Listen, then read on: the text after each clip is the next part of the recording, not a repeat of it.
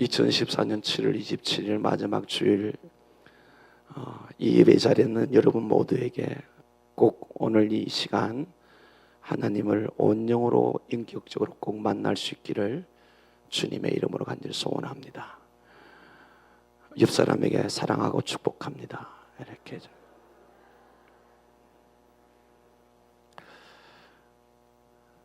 여름 휴가철이 되어서 이동하는 사람들이 많은데 우리 몸된 성도들은 어떤 경우든 예배에 빠지지 않기를 원합니다. 그 한 번의 예배가 여러분 평생을 어쩌면 좌지우지할 수도 있습니다. 그래서 늘은 그런 기대와 그런 생각을 갖고 제가 우리 성도들이 경면하는 것은 주일을 피해서 가고 교회 행사를 피해서 가고 이런 결단이 있을 때 하나님께서 더 큰 은혜를 주실 줄로 믿습니다. 오늘 말씀의 제목이 하나님을 잊어가는 삶의 정상들. 그래서요, 이 정상이라는 것은 그 병원에서 쓰는 용어들인데요. 어떤 질병이 이제 안에서 내재되어져 가지고 할 때 그 나타나는 정상이 있습니다. 예를 들면 간이 안 좋으면은 그 나타나는 현상들이 여러 가지 피곤이 오고 또 소변이 거품이 많고 뭐 제가 잘은 모르지만 그렇게 써 있더라고요. 그게 정상이라고 그래요. 이 정상을 전조 또는 조짐 그렇습니다. 이게 모든 일들은 어떤 것이 한순간에 뭐 뒤집어지거나 엎어지는 것이 아니라 우리가 잘 아는 세월호의 그 사건도 사실상 여러 가지 전조가 있었고 정상들이 있었습니다. 그래서 좀 아는 사람 오래 배를 타지 않고 하선했었고요. 모든 이 세상의 매사에는 이런 정상이 있는데 특히 우리가 하나님과의 신앙생활 관계 속에서 하나님과 잊어져가는 정상들이 있는데 제가 지금 요즘 많이 좀 마음이 제 자신이 참 부족한 줄은 늘 알고 있지만 너무너무 제 자신이 한심하기도 하고 창피하기도 하고 부끄럽기도 하고 그 뭐 여러분 간의 관계성이 안 그렇습니다. 하나님 앞에서 제가 돌아보고 제가 우리 교회에 와서 목회를 시작한 지 10년째 접어들고 있습니다. 그리고 대부분은 저를 와서 이제 만나신 우리 식구들 뭐 1년 된 몇 개월 된 분도 있는데 이런 속에서 목사의 바람은 성도들이 예수님 만나서 삶 속에 신앙의 성장해서 세상을 넉넉히 이기며 살며 세상에 거룩한 영향력을 드리는 그런 삶인데 어떤 일들을 보면서 하나님과는 전혀 상관없는 선택을 하고 또 그런 말을 하게 될 때 처음에는 화가 났지만 돌아보면 이게 내 탓이라는 생각이 들어요. 내가 제대로 더 가르쳤더라면 더 양육했더라면 이런 일이 없을지 않을 건가. 그래서 이게 오늘 이번 주 한 3주가 되네요. 그래서 새벽마다 아프고 또 제가 책을 하나 읽었는데 그 읽으면서 이런 게 있습니다. 목사는 하나님과 성도 사이의 다리다 그랬어요. 이 다리는 밟히는 거잖아요, 그렇죠? 그건 희생이란 말이에요. 내가 과연 하나님과 성도 사이에 희생이 되어 성도들이 나를 통해 하나님께 잘 가고 있느냐 이렇게 했을 때 진단을 해보니까 그렇지 않더라는 겁니다. 그래서 그런 것 때문에 잠시지만은 자기감이 들고 내가 더 죽어야 되는데 내가 더 헌신이 되어야 되는데 그래서 어제 저녁 8시 우리 성경 공부반은 나누는 시간을 갖고 종강을 하기 때문에 잠시 이제 한 4주 동안 종하기 때문에 거기도 제가 이야기를 하다가 먹먹해서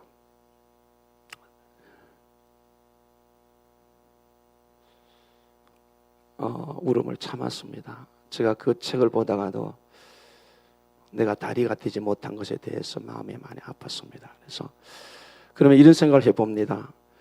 이제 이렇게 목회를 하면서 성도를 섬기면서 제가 늘 삶을 타치를 합니다. 삶이 없는 신앙은 죽은 거기 때문에 행함이 없는 건 죽은 거기 때문에 삶을 타치하다 보니까 여러분이 아플 때가 많아요. 뭐 제가 대놓고 그러지는 않습니다만은 그 신앙 생활에 대해서 그러니까 우리가 뭐 도덕적 윤리적인 것이 아니에요. 우리는 하나님의 자녀가 됐기 때문에 구별된 삶을 살아야 될 줄 믿습니다.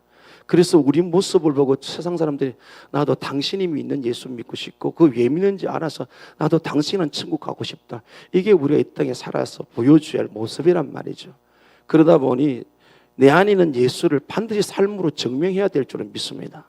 그게 가장 가까이 있는 내 가족이 되고 내 부모 형제가 되고 내 배우자가 되고 내 자식이 되고 또 그것이 직장 생활에서 직장 동료들이 되고 사업한다면 내 주변의 사람들 되고 여러분이 아무리 사업을 또 직장을 잘한다 할지라도 나를 통해서 예수가 안 비춰진다면 이건 뭔가 문제가 있단 말이죠. 그러니까 여러분 이러다 보니까 늘 우리 말씀 속에서 생활의 결단과 또 헌신과 이걸 강조하는데 그러다 보니 아플수록 힘들 수 있고 오늘 일부 예배 때도 교사들을 바라보면서 새벽기도 왔다가 집에 갔다가 아마 또 식사당번 중에 교사는 식사당번이 있으니까 그거 준비해놓고 그냥 옷 갈아입고 뭐 씻고 금방 또 오는 것 같아요. 그래서 이제 지금 11시에 동시 예배에 들어가 있는데 때론 제가 이렇게 볼 때 마음이 참 애잔할 때가 있어요. 힘들겠다. 편안하게 예수도 믿을 수 있는데 그러나 구원은 하나님의 완벽한 100% 쉽게 말하면 공짜입니다. 은혜입니다. 그러나 하나님 우리 주신 이 땅의 삶의 복은 하늘나라의 상급은 반드시 희생과 수고름이 있어야 될 줄 믿습니다. 그 사실을 알기 때문에 그 사실이 제가 믿기 때문에 요한계시록 22장 12절 말씀처럼 내가 속히 온다. 와서 행한 대로 내가 너를 상을 주겠다. 저는 간절한 바람이 있어요. 훗날 우리 주님 앞에 섰을 때 그 천국 갔을 때 모두가 하나님이 상을 받기를 주님의 이름으로 소원합니다. 그런데 말이에요. 제가 근자에 많이 이제 성경 공부든지 설교 시간에 많이 쓰는 용어가 바로 늘 그랬습니다만 더 많이 빈도가 높은 게 뭐냐면 하나님 나는 종입니다. 나는 결코 주인이 아닙니다. 이 고백을 제가 의도적으로 찾고요.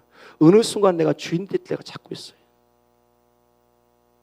여러분의 인생 예수 믿는 그날부터 여러분의 인생은 하나님 것 맞습니다. 아멘? 이거 인정하십니까? 근데 그저께 날 새벽 기도를 하는데 이제 설교를 하고 개인 기도 들어가 있는데 하나님이 저에게 이렇게 물어요. 너 어떤 종이냐고 물어요.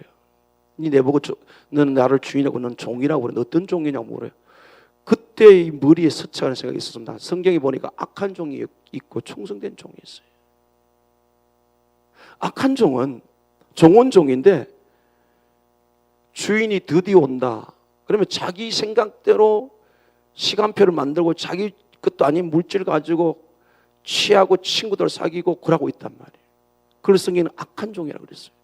그럼 지혜로운 종은 충성된 종은 어떤 종이냐? 집안에 주인이 맡겨준 모든 가지고 양식을 공급해 주면서 끼어 있다는 거예요. 그래서 제가 가만히 그 성령의 감동을 받으면서 나는 악한 종인가 충성된 종인가? 그랬을 때 정확하게 저는 하나님 앞에 종입니다. 이 고백에 대해서 하나님이 요구하는 충성된 종이라는 답을 드릴 수가 없더라고요. 그래서 얼마나 아팠는지 몰라요. 여러분이 인정하든 하지 않든 오늘 아마 여기 예수님이 영접한 사람 분명 확신 사람 없는 사람 있을 것 같아요. 제가 지금 조금 뒤에 질문할 겁니다. 우리 포괄적으로 전체적으로 여러분 예수님을 내가 만났다면 그날부터 나는 내 인생은 내 것이 아닙니다. 아멘?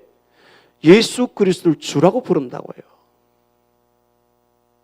이 주라고 부르는데 예수님의 제자들이 예수님과 3년 반 동안 동행을 했어요. 그리고 예수님이 십자가 질 때 다 도망가 버렸어요.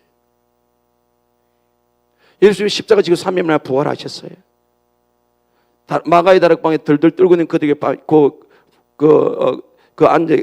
문을 닫고 있는 그 중에 주님이 시공간을 초월해서 나타나셨습니다. 봤습니다. 그리고 보고도 또 뒤 나중에 8일 후에는 그 도마도 보고 그런데 이 사람들이 주님이 늘 함께 하지 않으니까 그냥 갈릴리 바다로 갔어요. 가가 고기 절하러 가요. 그래서 하는 우리 주님 만남을 이고 주님 말합니다. 내가 곧 하늘나라 간다. 그 약속한 거 어디 있다. 그거 능력이 필 때까지 이성이 있어라. 그래서 열흘 동안 전혀 기도에 힘써서 성령이 임했습니다. 사도행전 1장에. 그때부터 그들이 달라졌습니다. 무슨 뜻입니까? 부활의 주님을 확신하게 된 거예요. 그래서 예수님을 랍비라고 선생이라고 부르지 않아요. 계속 부활의 신앙을 확신한 그들은 예수 그리스도를 주라고 말합니다. 그 주라는 데는 두 가지 뜻이 있어요. 하나는 생명의 주인이라는 것이고 두 번째는 삶의 주인입니다. 근데 오늘 우리가 문제가 뭐냐면 가만히 들여다보면 생명의 주인은 영생은 얻었다고 말하는데 실제 생활 속에서는 예수가 주인이 아닌 거예요. 오늘 본문이요. 이 북이스라엘입니다. 그러니까 이제 북이스라엘 남유다로 이제 솔로몬 아들 때부터 갈라지는데, 이 북이스라엘과 남유다인데 지금 북이스라엘 선지자 호세가 전하는데, 이 북이스라엘인데 다 야곱의 12 자손들이 아들들에서 세워진 집파들인데, 하나님이 그들이 하나님을 선택한 것이 아니고 하나님이 그들을 선택했어요. 자, 사전에 보면 기독교를 이렇게 말합니다.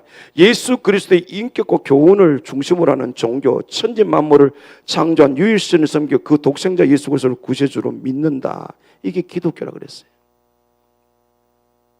이게 종교라고 그랬어요. 여러분, 종교는 인간의 신을 찾아가는 거예요. 죄를 지은 인간은 절대로 하나님은 야훼를 찾아갈 수가 없어요. 그래서 하나님은 우리를 사랑하셔서 우리를 구원하기 위해서 예수님이 육신을 입고 이 땅에 오셨어요. 그래서 기독교는 하나님이 인간을 찾아오신 기독교예요. 세상에 기독교 외에는 모두가 종교입니다. 인간의 신을 찾아가는 거예요. 오늘 본문에 나타난 이 이스라엘 백성, 북이스라엘, 하나님이 선택하셨습니다. 그런데 이 하나님이 선택받은 이 백성들이 하나님께 종으로 살지를 않아요. 주인의 말을 안 듣고 지 마음대로 살아요.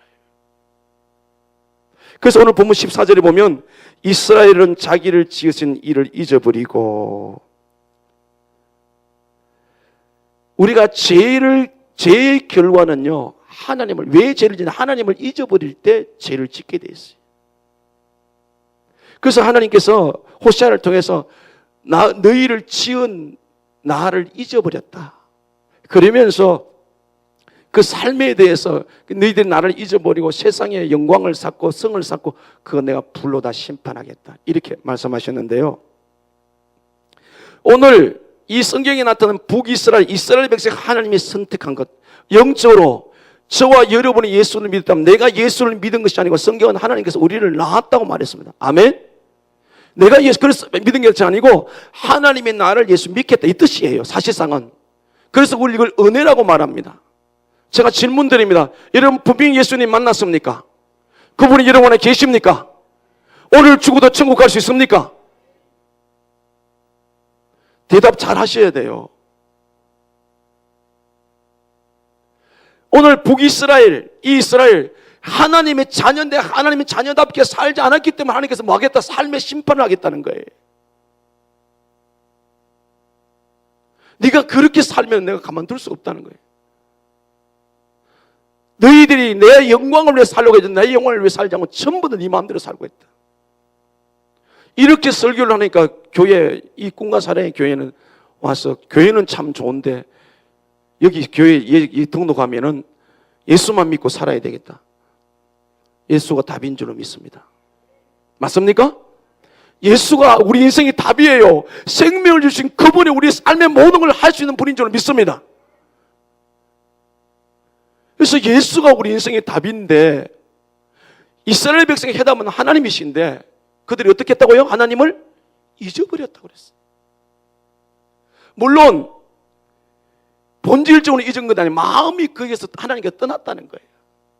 마음이 그렇게 떠났다는 거예요.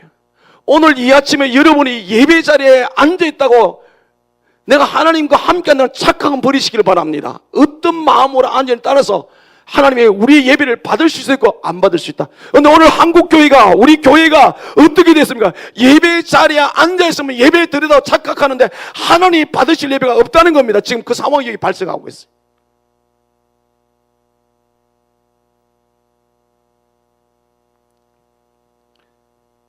기독교는 종교가 아닙니다. 하나님이 예수님을 이 땅에 보내셔서 저와 여러분 죄 대신에 십자가에 못 박혀 죽으시고 그 죄값 다 지불하시고 3일 만에 죄에 승리하셔서 부활하셨습니다. 그 예수를 우리가 믿습니다. 그러나 믿은 것이 아니고 하나님께로 났다. 우리 하나님의 양자가 되었습니다. 이런 우리의 신분이기 때문에 우리는 세상을 쫓아 오늘 여기처럼 왕궁을 세우고 경관성을 많이 쌓았다. 세상에다가 쌓고 사는 것이 아니라 이 세상 끝 가지고 하나님 뜻 이루는데 우리가 쓰임받고 그렇게 살아가야 된다는 거예요.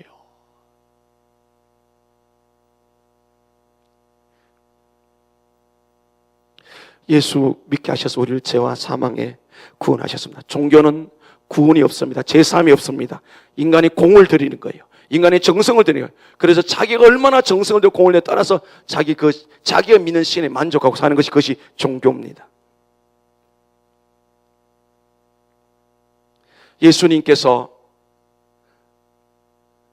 성도와 예수님 관계를 설명할 때 요한복음 15장에 이렇게 말합니다. 나는 포도나무고 너희는 가지다 그랬어요. 가지는 나무를 떠나서 살 수 없어요. 이것을 불과 분의 관계라고 말합니다. 불과 분이라는 뜻은 나눌 수가 없단 말이에요. 내가 예수 그리스도를 만난 그 순간부터 우리는 하나님께 절대로 떠날 수가 없는 줄로 믿습니다. 근데 여기 뭐라고 그랬어? 오늘 본문에 잊어버렸다고 그랬어요. 본질적으로 영적인 관계는 하나님과 관계가 되는데 삶은 하나님과 떨어져 있어요. 여러분 어떻습니까? 지금 주님과 함께 주와 함께 이 인생길을 가고 있습니까? 아니면 신앙 따로 생활 따로입니까? 오늘 호세아가 이스라엘 백성을 지적한 내용이 그렇습니다. 너희들이 하나님의 백성인데 나를 잊어버렸다는 겁니다.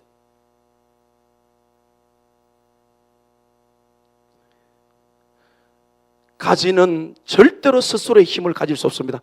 포도나무로부터 영양을 공급받아서 열매 맺는데, 그래서 15장 4절 5절을 보면은 너희가 나를 떠나서는 아무것도 할 수 없다. 여러분 인정하십니까? 믿습니까? 내가 예수 그리스도를 만난 그 순간부터 여러분이 착각을 하면 안 돼요. 절대로 예수님을 떠나서 주님과 떠나서는 아무것을 해도 그것은 아무것도 아닙니다. 하나님 뭐라고 그랬습니까?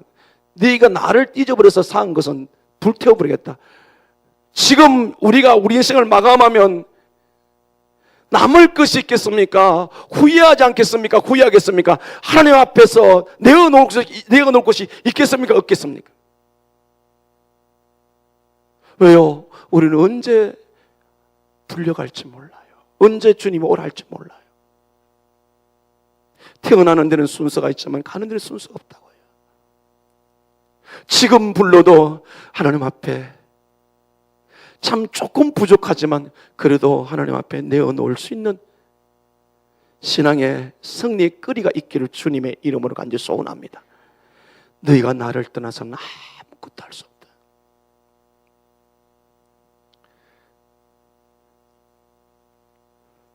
오늘 14절 말씀 속에서 이스라엘은 자기를 지으신 이를 잊어버리고 왕궁들을 세웠으며 유다는 견고한 성읍을 많이 쌓았으나 내가 그 성읍들에 불을 보내어 그 성읍들을 삼키게 하리라. 아멘. 이 말씀 속에 담고 내용은 뭡니까? 하나님의 뜻과는 상관없이, 하나님의 영광과는 상관없이 세상의 눈에 보인 대로 성을 다 쌓아놨어요. 하나님 불로 심판할 때에 고린도전서 3장 5절 이하에 보면 우리의 공력을 시험한다고 그랬어요. 그래서 집으로 나무로 풀로 지은 것은 다 없어지고 보석으로 지은 것만 난다는 그랬습니다. 그건 무슨 뜻입니까? 나를 위해 산 것은 아무리 누리고 살았던 하는 건 상관이 없는 거예요. 그러나 나에게 생명 주신 나의 모든 것을 주를 위해 살아간 것에는 반드시 내가 기억하고 상을 주겠다. 그런데 지금 호세아서에 나타나는 이스라엘 백성들은 지금 보니까 아무것도 하나님 앞에 건질 것이 없어요. 그래서 이게 BC 755년이기 때문에 BC 722년에 아수르에게 멸망을 당하는데 그럼 30년의 세월이 있단 말이에요. 30년 동안에 하나님께서 이제 돌아올 기회를 준 거예요. 줬는데 결국 가져보면 어떻게 되면 못 돌아와요. 아수르에게 망하고 만 아무것도 건질 것이면 다 황폐해버린 인생이 되고 말. 예수를 믿어 하나님과 관계된 우리 세상에 어떤 것도 본질적인 관계는 끊을 수가 없는 줄로 믿습니다. 내가 예수를 만나 그날 그 이후로 그 시간 이후로 여러분이 사람을 죽여 살인죄를 저지르실지라도 영적인 본질적인 관계는 안 끊어져요. 그러나 세상의 법에서 우리는 심판을 받을 겁니다. 재판을 받아서 구형을 살든지 할 겁니다. 그러나 예수 믿어 영원한 하나님의 자녀의 관계는 절대로 안 끊어집니다. 아멘. 보십시오. 로마서 8장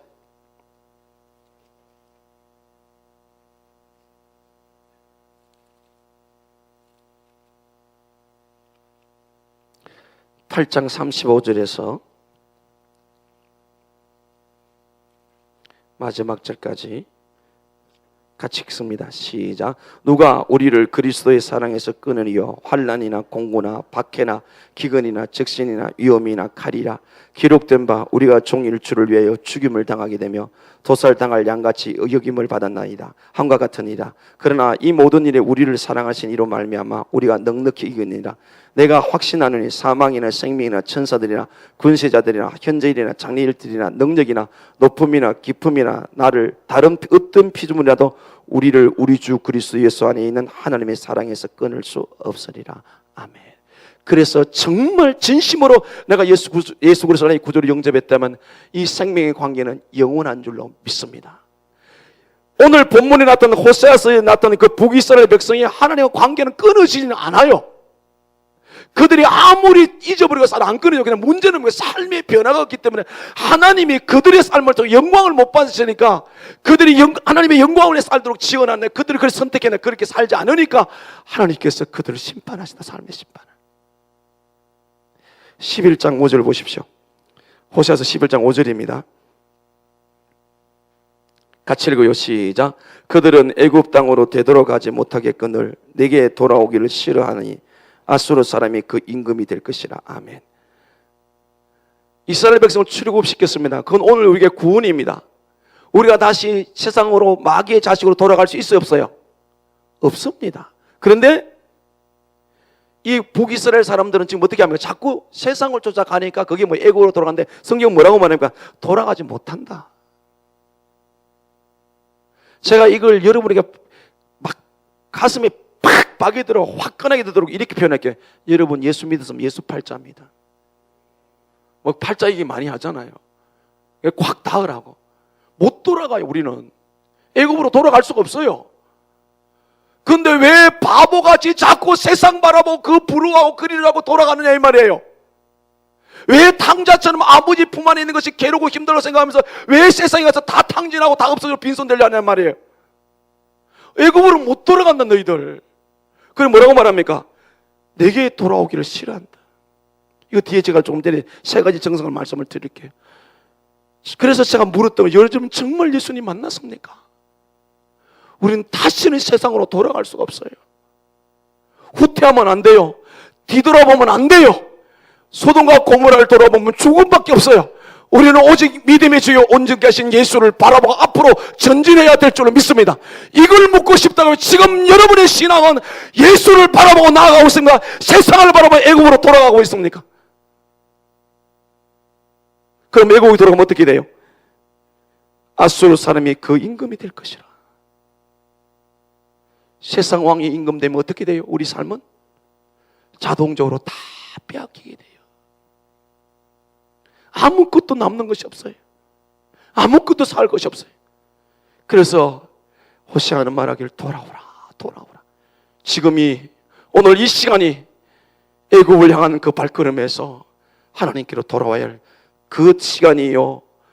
지금이 참으로 중요한, 오늘 이 시간이 참으로 중요하기에 방향이 틀어져 있다면, 잘못되어 있다면, 여전히 세상에 기웃거리고 있다면 오늘 이 아침에 주께로 돌아서는 거룩한 결단이 있기를 주님의 이름으로 간절히 축원합니다. 너희는 나를 떠나서 아무것도 할 수 없다. 여러분의 능력, 지식, 경험, 가정 탁월한 것도 주님을 떠나면 무용지물이 됩니다. 지금은 되는 것 같지만, 그래요, 지금 잘 때요. 근데 하나님은 어떻게 하겠다고요? 내가 그걸 불로 심판해버리겠다. 하나님의 사랑이 많으면은, 하나님의 사랑이 오면 하나님이 공의의 하나님도 우리는 기억해야. 그래서 십자가는 하나님의 사랑 때문에 아들 예수를 십자가에 죽이신 거예요. 하나님의 공의, 그건 우리에게 사랑이면 하나님은 공의입니다. 왜? 죄 있는 채로 우리를 살릴 수가 없기 때문에 아들 예수를 십자가에 공의로 죽이신 거예요. 그래서 십자가는 하나님의 공의와 사랑이 두 가지 다 이루어진 곳이에요. 우리 편에서는 사랑이지만은 하나님의 편에서는 아들을 죽이기까지 그 법을, 그 죄를 심판하는 그 공의. 그래 하셨기 때문에 하나님 자녀인 우리가 세상을 쫓아 살아가면 세상 임금이 됐어. 너희들 그걸 다 심판할 것이다. 지금 하나님과 관계가 어떤 관계입니까? 하나님과 함께 동행하고 있습니까? 주님 손 붙잡고 있습니까? 주와 함께 가고 있는지 정직하게 우리 스스로를 돌아볼 수 있기를 주님의 이름으로 소원합니다. 지금 하나님을 잊어버리고 살지는 않는지. 이 자리에 앉아 있다고요? 착각하시면 안 됩니다. 이 사람들, 이 호세아서 사람들요, 예배 어마어마하게 많았어요. 고랑에도 막 예배 제단이 막 쌓여졌어요. 근데 하나님과 상관이 없어요.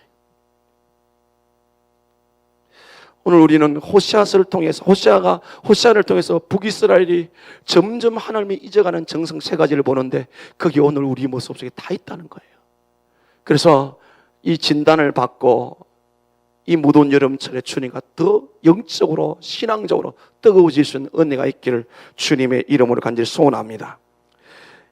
하나님을 잊어버리는 삶의 정상들, 다른 말로 표현하면 믿음이 떨어지고 있는 삶의 정상들, 또 다른 말로 표현하면 하나님과 점점 거리가 멀어지고 있는 정상들, 그 첫 번째, 영적 분별력이 없습니다. 다시 말해서 믿음으로 사건 상황을 판단하지 않는다. 10절, 오늘 보면 10절을 보십시다.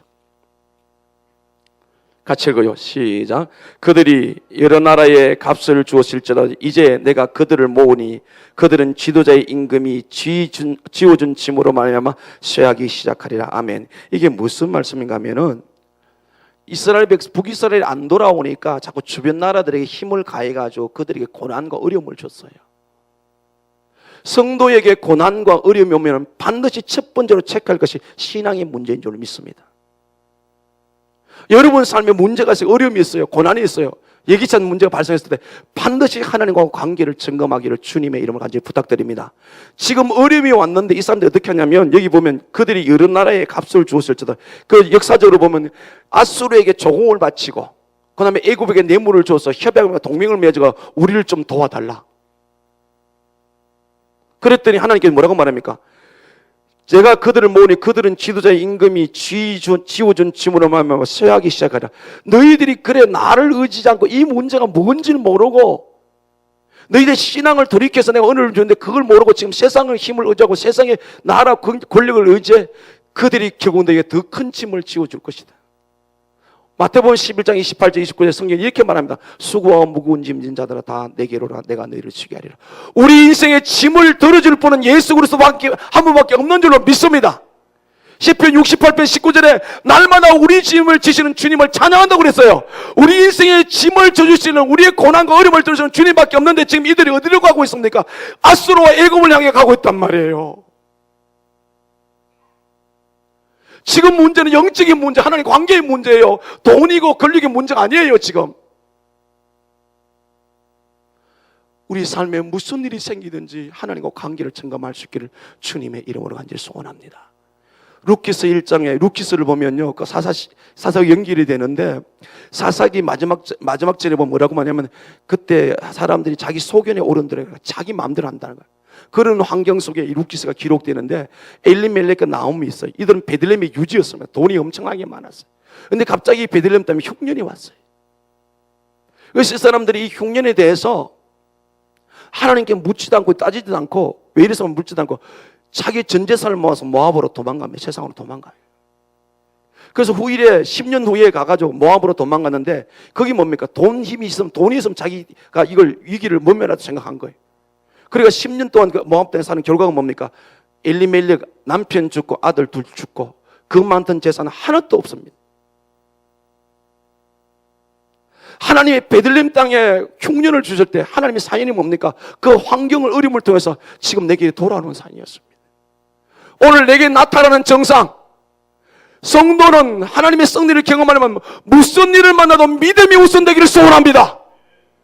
모압으로 도망간 엘리멜렉, 신앙을 쫓지 않고 육체를 쫓지 않고 그들 어떻게 됐습니까? 지금 이 사람들이 그렇게 산다는 거예요. 나라들을 의지하고 그들이 조공바치고 그들이 뇌물 주고 어떻게든 육신을 편해보려고 가면 갈수록 그들이 더 큰 무거운 짐을 지울 것이다. 그래서 이 호세아서에 보면요, 7장 7절을 봅니다. 7장 7절 같이 읽어 시작. 그들이 다 화덕같이 뜨거워져서 그 재판장들은 삼키며 그들의 왕들은 다 엎드러지게 하며 그들 중에는 내게 부르짖은 자가 하나 없다. 지금 이 북이스라엘 정치 분위기가 하나님께 계속 재앙을 내고 어려움을 주는데 계속 인간적인 방법으로 해결하는 거예요. 왕들 찾아가고 주변 강대국, 아수르, 애국 강대국들을 의지하면서 그들을 우리가 도와달란다. 그럼 하나님 뭐라고 합니까? 내게 부르짖는 자가 하나도 없다. 여러분 기도하셔서 인생을 결정하십니까? 여러분이 해야 할 일을 하나님께 물어보셨습니까? 작든지 크든지 하나님께 의논해 보셨습니까? 총체적인 위기가 왔는데도 사람의 방법은 다 동원하면서 한 사람도 내게 부르짖는 자가 없다. 왜 이 어려움이 왔는지 내게 묻는 자가 없다. 여러분, 우리 인생의 해답은 하나님만 가지고 계시는 줄로 믿습니다. 정말 여러분이 예수님을 나의 구주로 영접하고 하나님이 나의 아버지고 예수가 나의 주인이라면 내 답은, 내 인생은 하나님이 가지고 있어요. 근데 이들이 어떻게 산다고요? 하나님 뭐 상관없어요. 자기 힘, 세상, 물질, 그게 있으면 된다고 생각한 거예요. 근데 하나님은 뭐라고 말합니까? 너희가 세상을 의지하면 의지할수록 더 어떻게 해요? 더 너희들을 빼앗고 착취할 것이다. 왜 그렇습니까? 이 공중의 건세자가 누굽니까? 에베소 6장 12절 이하에 악한 영을 사탄이 잡고 있어요. 사탄은 끊임없이 우리가 눈에 보는 것이 전부 다 우리를 요구하고 있어요. 그게 지금 이 북이스라엘이 넘어가고 있는 거예요. 오늘은 어떻습니까? 우리 개인의 삶은 어떻습니까? 눈에 보이는 것을 쫓아 삽니까? 육체를 쫓아 삽니까? 성령을 쫓아 삽니까? 보이지 않지만 우리 안에 계시고 말씀을 듣고 우리를 보여주신다는 말씀을 쫓아 영적 분별력이 있기를 주님의 이름으로 간절히 소원합니다. 그러니까 하나님과 점점 잊어져가는 거리가 멀은 상황들은 무슨 일 생겨도 하나님 이게 왜 이렇습니까? 저는 잘 모르겠네요. 하나님 무슨 뜻입니까? 믿음으로 푼다면 오히려 그 고난이 내게 유익이 되고 고난 때문에 하나님의 복을 더 많이 누리게 될 줄로 믿습니다. 모든 걸 신앙으로 판단하십시오. 믿음으로 판단하십시오. 그게 하나님의 답이 있는 줄로 믿습니다. 호시아서 12장 1절 2절을 보겠습니다. 1절 같이 있습니다. 시작. 에브라임은 바람을 먹으며 동풍을 따라 가서 종일토록 거짓과 포악을 다하여 아수르와 계약을 맺고 기름을 애굽에 보내도다. 여호와께서 유단을 논쟁하시고 야곱을 그 행실대로 벌하시며 그 행위도 그에게 보응하시리라. 아멘.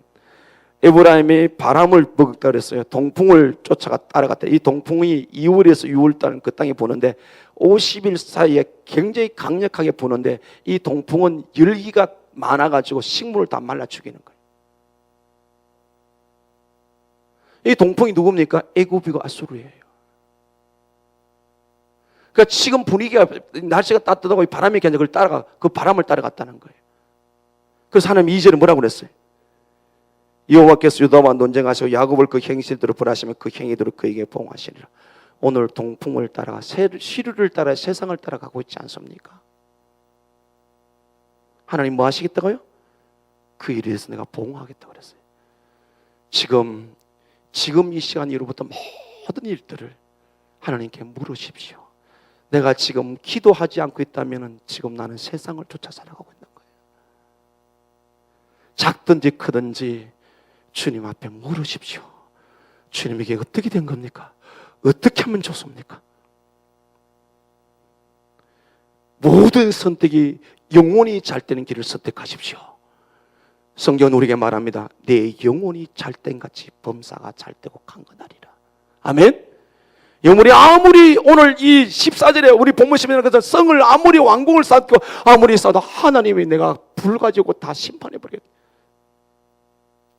여러분의 우리의 인생이 마지막에 아무것도 없어 가슴 친 사람이 한 사람도 없기를 주님의 이름으로 간절히 소원합니다. 그럼 두 번째 하나님의 잊어버린 정상이 뭡니까?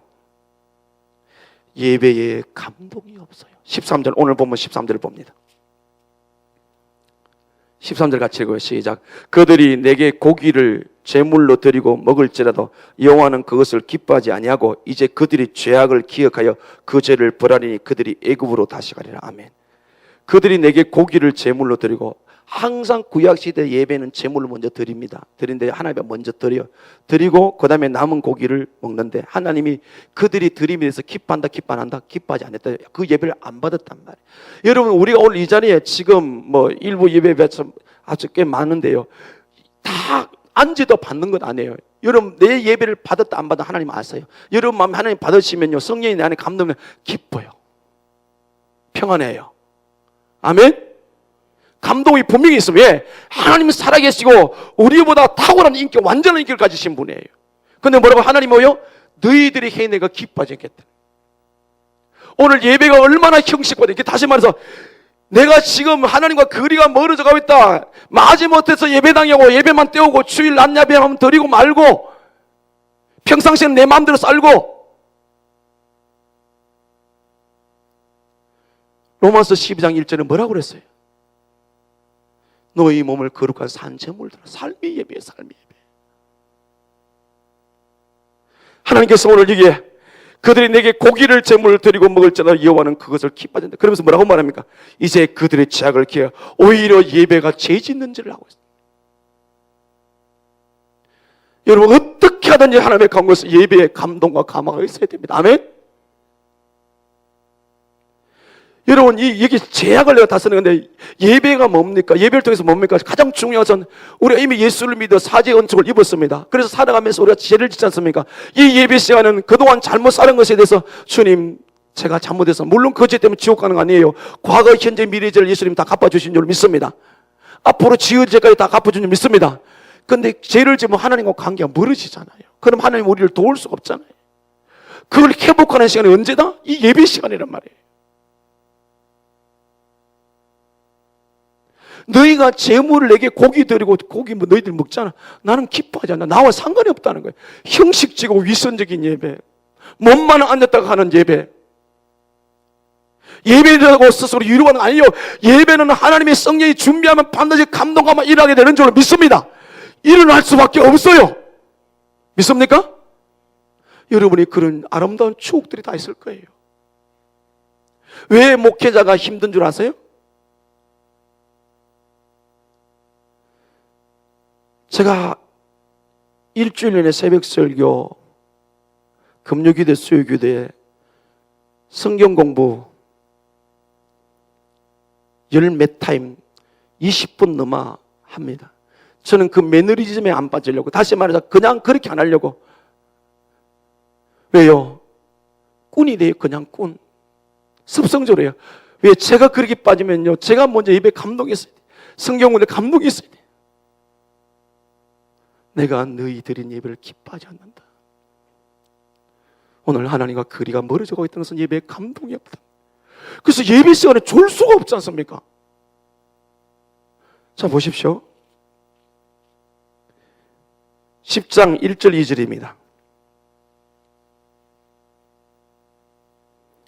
같이 읽어요. 시작. 이스라엘은 열매 맺는 무성한 포도나무라. 그 열매가 많을수록 제단을 많게 하며 그 땅이 번영할수록 주상을 아름답게 하도다. 그들이 두 마음을 품었으니 이제 벌을 받을 것이라. 하나님이 그 제단을 쳐서 깨뜨렸으며 그 주상을 허시니라. 아멘. 이스라엘 열매 맺는 무성한 포도나무라. 열매가 많을수록 제단을 많게 한다. 예배가 많은데 하나님과는 상관없는 예배를 드리고 있어요. 그래서 하나님이 뭐라고 하면 2절에 두 마음을 품었다.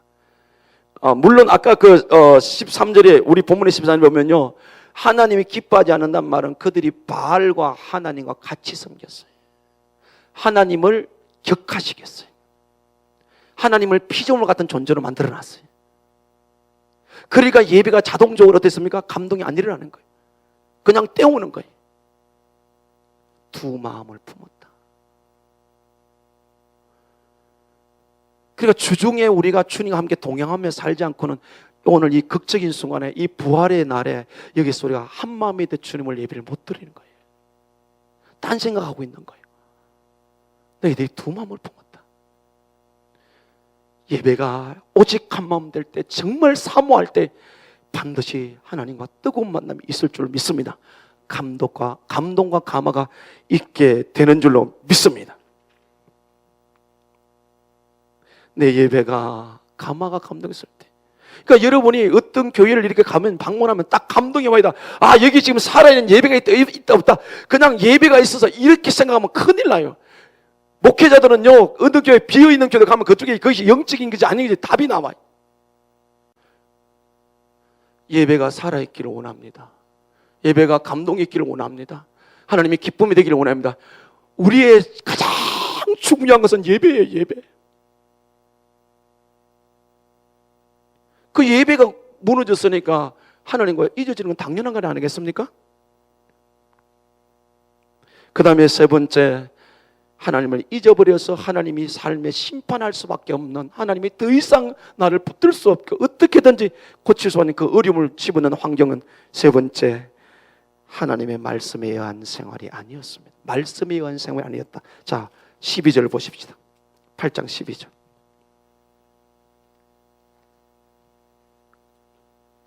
같이 읽어요. 시작.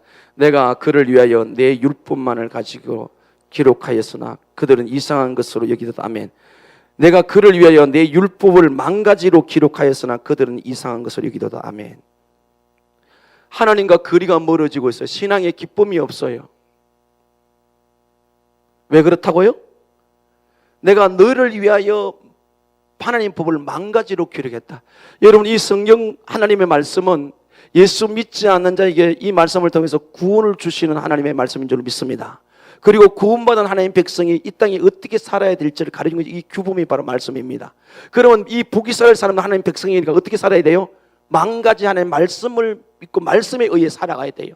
근데 지금 뭐 했다? 망가지 말씀을 망가지로 기록하였을 때 그들은 이상한 것을, 이 이상을 여겼다는 말 뜻이 뭐냐면 관계가 없다. 또 다른 말로는 귀찮게 여겼다. 또 다른 말로는 말씀이 나를 속박한다. 또 다른 말로는 말씀을 나를 귀찮게 한다. 여러분 어떻습니까? 하나님 말씀 나를, 내 인생을 속박하고 있어요? 나를 귀찮게 하고 있어요? 나를 부담스럽게 하고 있어요? 그렇다면 지금 하나님과 점점점 거리가 멀어진다고요. 우리가 하루에 밥을 3끼 먹듯이 우리의 영혼의 양식이 말씀이에요.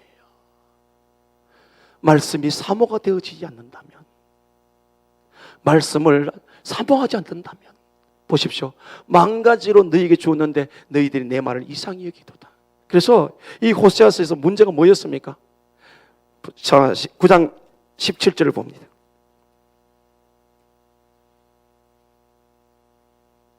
같이 읽어요. 시작. 그들이 듣지 아니함으로 내 하나님이 그들을 버리시리니 그들이 여러 나라 가운데서 떠도는 자가 되리라. 아멘. 뭘 듣지 않았어요? 선지자와 하나님의 하는 말씀을 듣지 않았다. 하나님 어떻게 한다?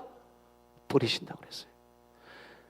세 가지, 내 삶 속에 하나님과 점점 잊어져 가고 하나님과 거리가 멀어져서 나 스스로 화를 자청할 수밖에 없는 자리에 들어가는 그 첫 번째가 뭐였습니까? 영적 감각이 없다는 겁니다. 믿음으로 판단하지 않는다는 겁니다. 모든 걸 세상을 보고 판단한다는 거예요. 세상을 더 크게 본다, 세상을 더 큰 힘으로 삼는다는 말이에요. 두 번째는 뭐였어요? 예배에 감동이 없다고 그랬어요. 무덤 같은 예배를 드리고 있어요. 그 다음에 세 번째가 뭐라고요? 말씀을 귀찮게 얘기해요. 말씀이 부담스럽다고 말해요.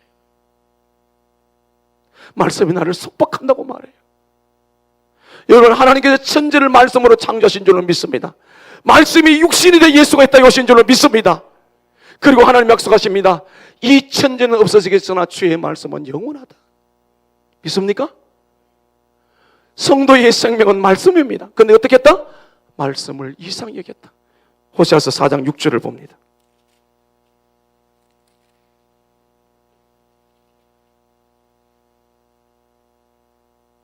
사장 6절 같이 읽어요. 시작. 내 백성이 지식이 없음으로 망하는도다. 내가 지식을 버렸으니 나도 너를 버려 내 제사장이 되지 못하게 할 것이요 너가 내 하나님의 율법을 잊었으니 나도 내 자녀들을 잊어버리리라. 아멘. 여기 지식은 하나님 말씀입니다. 너가 지식을 버렸다, 말씀을 버렸다는 말은 그 누구를 버렸다? 하나님 버렸다. 그래서 하나님이 뭐라고요? 나도 너를 버리겠다. 그 다음에 또 뭐라고 그랬어요? 너가 너 하나님 율법을 잊었으니 나도 내 자녀를 잊어버리라. 하나님 말씀이 이상히 여겼다. 자녀를 잊어버렸다마는 내 미래가 없다. 이 성경 말씀은 과거에 서여진 것이지만 지금도 그 살아계신 하나님의 입의 말씀이기 때문에 약속입니다. 믿는 자에게 그대로 이루어지는 줄을 믿습니다.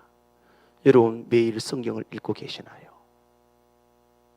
말씀을 주야로 묵상하시나요? 말씀을 사모하시나요? 하루에 15분만 투자해도 성경 석장을 읽고 1년이면 1독을 할 수가 있고요. 우리의 꿈과 사랑의 교회는 새벽 기도만 나와도 3년 반이면 한독을 하게 되고, 매일 성경 한 장씩 읽으니까 말씀을 이상히 여기지 않습니까? 그래서 제가 하도 말씀을 이야기를 하니까 사람들이 잘 안 보려고 그래요. 우리 윤관사가 이제 오늘 참 11일 날 우리 교회에서 만 5년 6개월 만에 독일에서 공부하는 오빠가 초청해서 갔는데 친구들이 몇 분, 제가 한 서너 분 왔어요. 근데 그저께 목요일 날 밤에 와가지고 새벽 기도하고 금요 기도하고 어제 새벽 기도 왔는데 제가 목양실에 있으니까 간다고 인사하러 왔어요. 갔어요. 근데 이제 우리 윤관사가 뭐 이런저런 또 교회 상의하다 그랬는데 친구가 와서 그 문제의 응답을 받고 간대요. 근데 그 친구만 그런 것도 아니에요. 친구를 괜찮게 두었나 봐요. 오는 친구마다 우리 교회에서 예배 드리는 날 응답을 받고 간대요. 뭐였습니까? 말씀이에요. 여러분, 우리 삶의 모든 응답은 말씀 속에 있는 줄 믿습니다. 근데 왜 말씀을 귀찮게 여깁니까? 왜 말씀이 나를 속박한다고 생각합니까? 왜 말씀 내가 부담스러워 생각합니까? 결론입니다. 요한복음 15장 7절에 포도나무는 예수님이고 우리는 가지라고 말씀하시면서 너희가 내 안에 내 말이 너희 안에 거하면 무엇인지 원하는 대로 구하라 그러면 이루리라. 할렐루야. 가지된 우리가 포도에 붙어 있을 때 그 붙어 있는 것은 뭐라고요? 말씀을 믿고 사는. 그래서 15장 10절에 나를 사랑하는 자는 내 계명을 지킨다고 그랬어요. 말씀을 지킬 때 구하는 것마다 응답받게 될 줄로 믿습니다. 그러니까 우리가 말씀을 떠나서는 아무것도 안 돼. 그런데 이스라엘 백성이 어떻게 했다? 말씀을 나와 상관없다. 말씀을 귀찮게 여긴다. 말씀이 부담이 된다. 말씀이 나를 옥맨다. 내 인생을 자꾸 결박시킨다. 제가 여러분에게 할 말은 말씀밖에 없어요.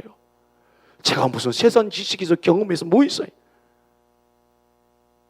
평생을 예수님 만나서 종으로 부름받는 그날부터 계속 성경만 들여다보고 어떻게 성경을 들어서 성도들이 뭐를 말할까? 근데 희한하게도 보면요, 꼭 제가 성경 이야기하면 뭘 가르치면 그러면 그걸 부담스러워요. 그 사람의 신앙이 나중에 아파요. 여러분, 오늘 이 본문의 말씀처럼 하나님 말씀 만 가지 나를 위하여 주신 것인 줄 믿습니다. 이 말씀이 이상하지 않기를 원합니다. 자, 결론을 내려보면 그렇습니다.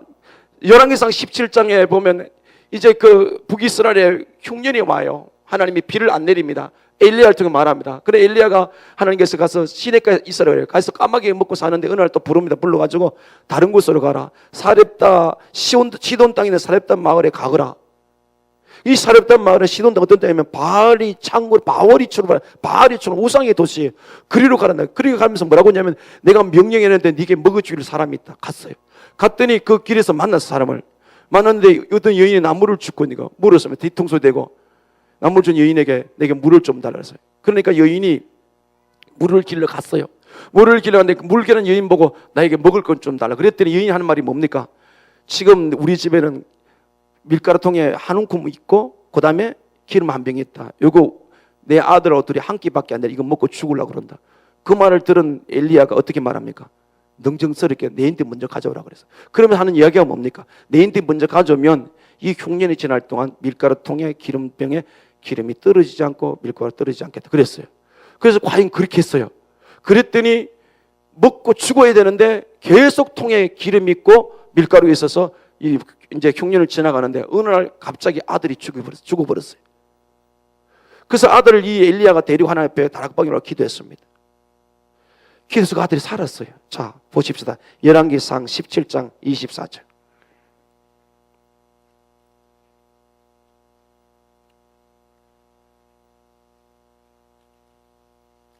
열왕기상 17장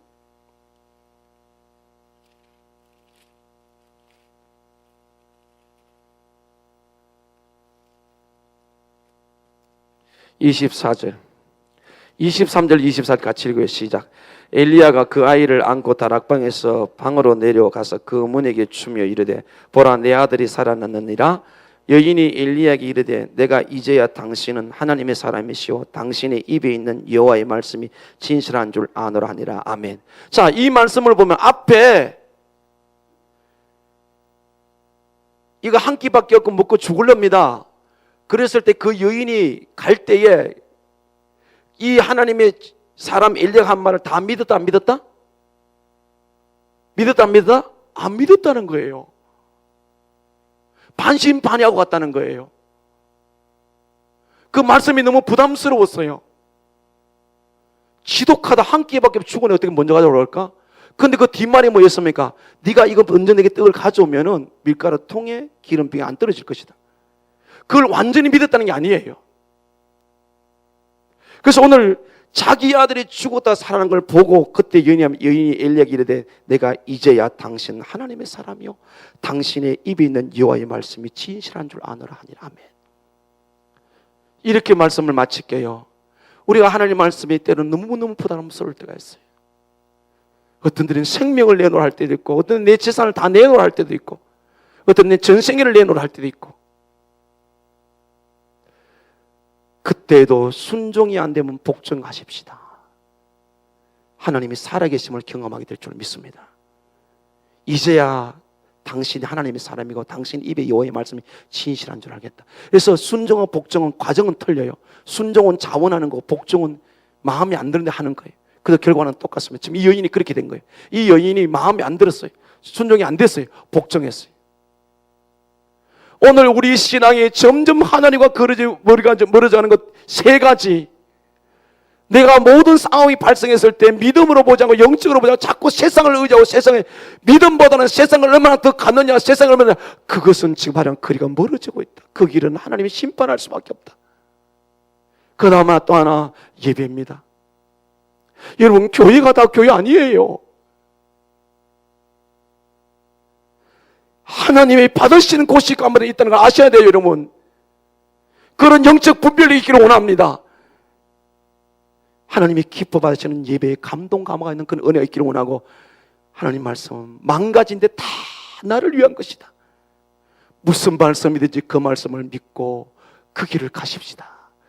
거기에 살아계신 부활의 주님이 우리를 기다리고 있고 우리를 도와서 우리는 이 땅에서 승리할 수밖에 없는 줄로 믿습니다. 아멘. 기도합니다.